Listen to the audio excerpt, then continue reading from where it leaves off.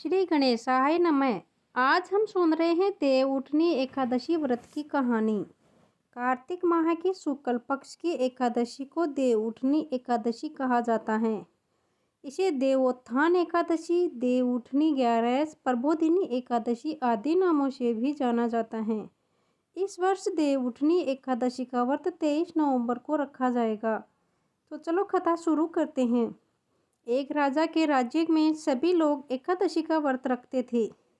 प्रजा तथा नौकर चाकरों से लेकर पशुओं तक को एकादशी के दिन अन्न नहीं दिया जाता था।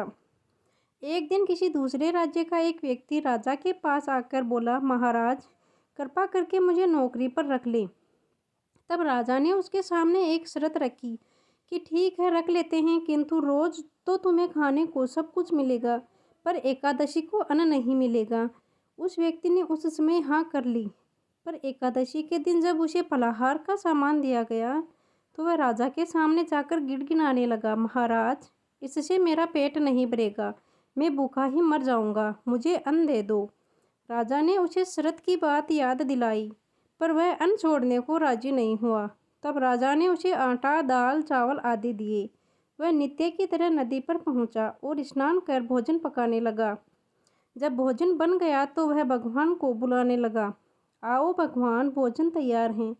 बुलाने पर पीताम्बर धारण किए भगवान चतुर्भुज रूप में आ पहुँचे तथा प्रेम से उसके साथ भोजन करने लगे। भोजनादि करके भगवान अंतर्ध्यान हो गए तथा वह अपने काम पर चला गया। 15 दिन बाद अगली एकादशी को वह राजा से कहने लगा कि महाराज मुझे दुगुना सामान दीजिए। उस दिन तो मैं भूखा ही रह गया।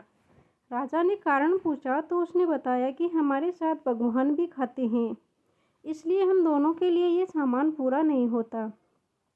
यह सुनकर राजा को बड़ा आश्चर्य हुआ। वह बोला, मैं नहीं मान सकता कि भगवान तुम्हारे साथ खाते हैं। मैं तो इतना व्रत रखता हूँ, पूजा करता हूँ, पर भगवान ने मुझे कभी दर्शन नहीं दिए।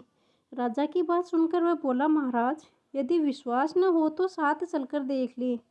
राजा एक पेड़ के पीछे छिपकर बैठ गया। उस व्यक्ति ने भोजन बनाया तथा भगवान को शाम तक पुकारता रहा, परंतु भगवान नहीं आए। अंत में उसने कहा, हे भगवान यदि आप नहीं आए तो मैं नदी में कूदकर प्राण त्याग दूंगा। लेकिन भगवान नहीं आए। तब वह प्राण त्यागने के उद्देश्य से नदी की तरफ बढ़ा। प्राण त्यागने का उसका दृढ़ इरादा जान शीघ्र ही भगवान ने प्रकट होकर उसे रोक लिया और साथ बैठकर भोजन करने लगी। खा पीकर वे उसे अपने विमान में बिठाकर अपने धाम ले गए। यह देखकर राजा ने सोचा कि व्रत उपवास से तब तक कोई फायदा नहीं होता जब तक मन शुद्ध न हो। इससे राजा को ज्ञान मिला। वह भी मन से व्रत उपवास करने लगा और अंत में स्वर्ग को प्राप्त हुआ। तो यह थी दोस्तों आज की एकादशी व्रत की कथा। आपको पसंद आई होगी। अगर पसंद आई है तो वीडियो को लाइक करें और चैनल पर नए हो तो चैनल को सब्सक्राइब करना ना भूलें। जय माता दी।